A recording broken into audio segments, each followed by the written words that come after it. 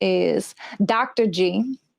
She is the Vice President of Diversity and Inclusion of Flatiron Construction and Links JV Inclusivity Manager.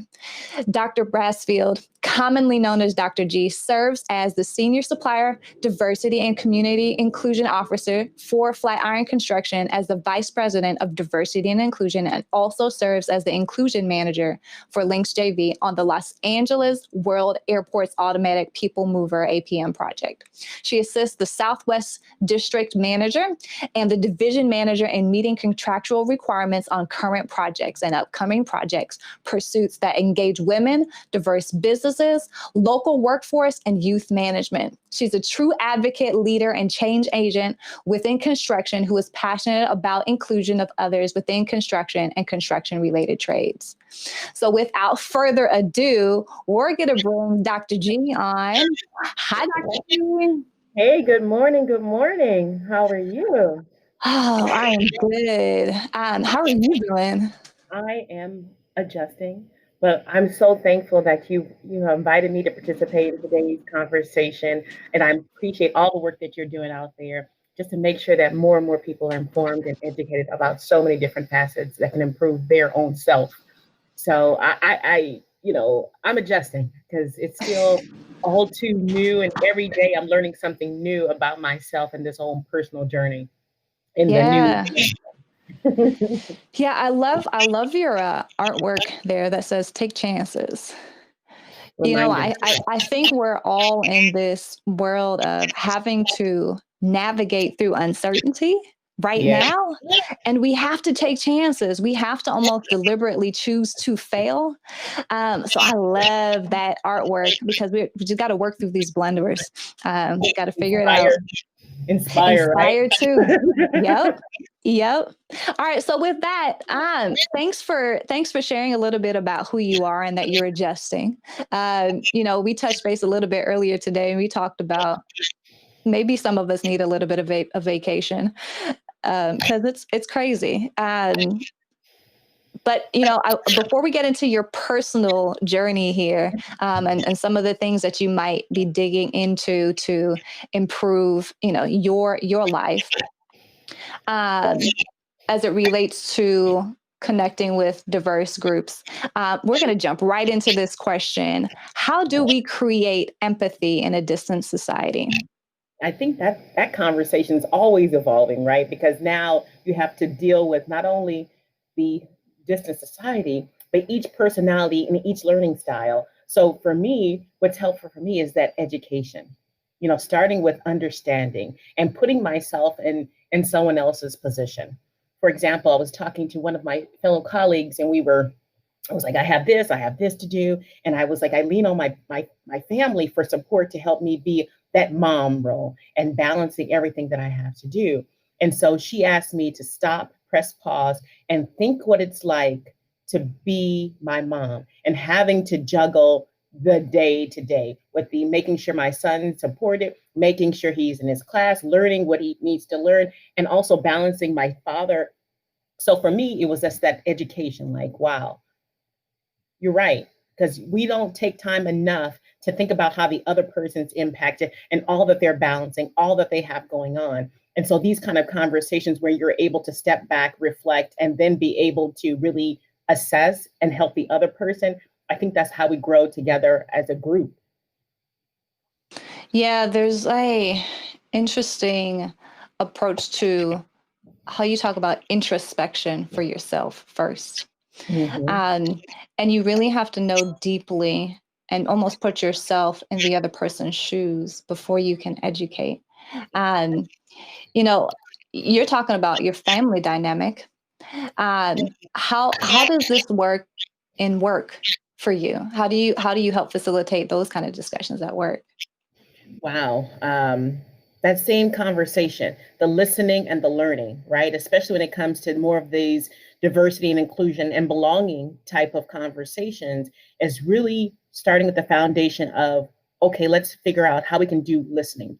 For example, our CEO for Flatiron Construction had the opportunity, when faced with change and more of this diversity and inclusion space, is he took on a listening tour throughout the whole company and wanting to understand what the problems, what the issues were, what are the, how can we be a better inclusive organization, and what does it look like in a transformative type of industry, meaning the now, with all this pivoting, the virtual platforms. And so from there, we're able to look strategically at how do we not only recruit, retain, grow, but also our business strategy of how to be a better organization. So it's these kind of conversations that are happening for us internally. And then also when we're talking about just going out to the community, having that foundation for understanding. For example, on the Links Automated People Mover project, which is that joint venture comprised of Balfour Beatty, Dragados, and Flatiron and Floor.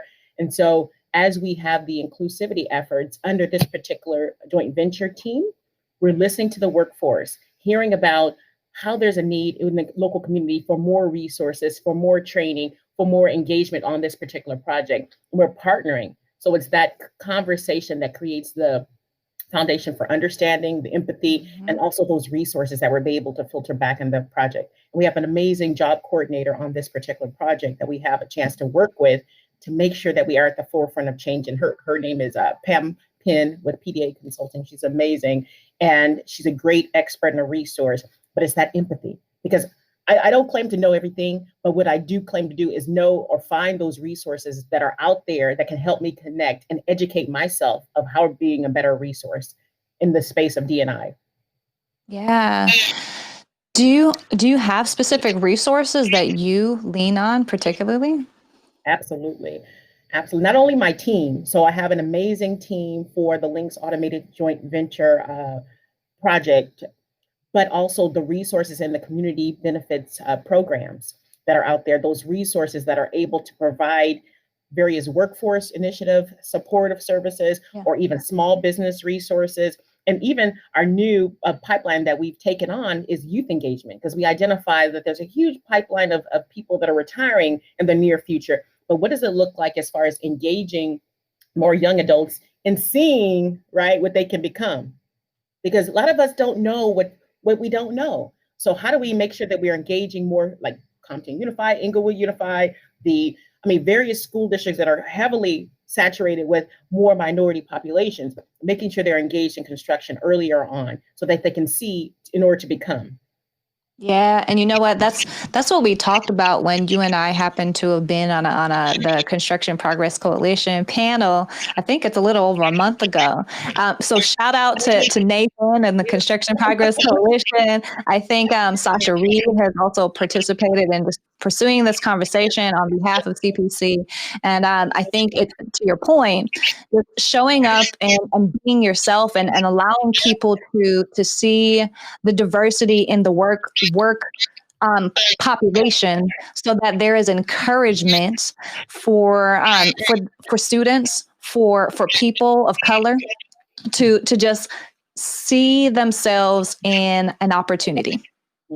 At all levels. I think that's great. At all levels. That's the biggest thing, because usually we see one focus within construction, right? The job site, which is great. That's how the work is built and that's how it's done. But there's so many other positions that you can go into as a young potential inspiring, adult to go into construction, from design, construction, pre-construction, surveying, analysis. There's so many different roles and there's a need.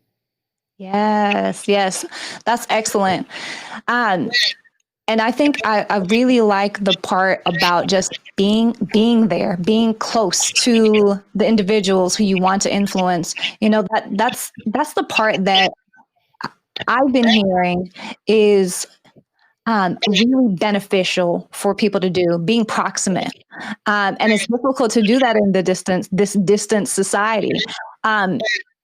What does that mean when we're in the Zoom world for you? It's a lot more time. I think from my perspective, when it comes to engagement and inclusion in regards to construction projects, is making sure we are very transparent in our intentions, meaning that we are building these relationships. We have a three-pronged collaborative approach. We listen to the community, listen to our partners. We learn, because we're not perfect. So we're trying to learn how to build these relationships. And of course, we're looking to partner. So there's that three: listen, learn, build. And so that's everything we do as far as moving forward.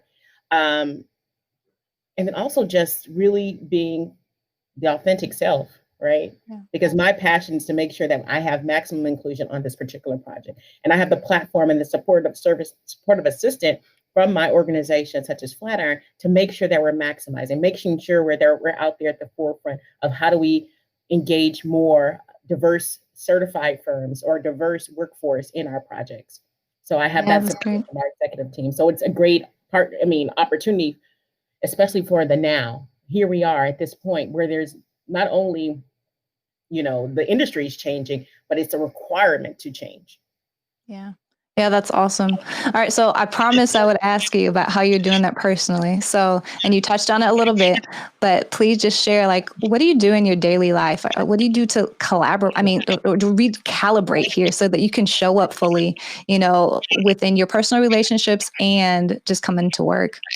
I think when we spoke this morning, I was working out, right? So every single morning, I take my own personal time for me, just for me. And that's my workout time. I get up about 4:30 Pacific Standard Time, Pacific Daylight Time, and get up and work out.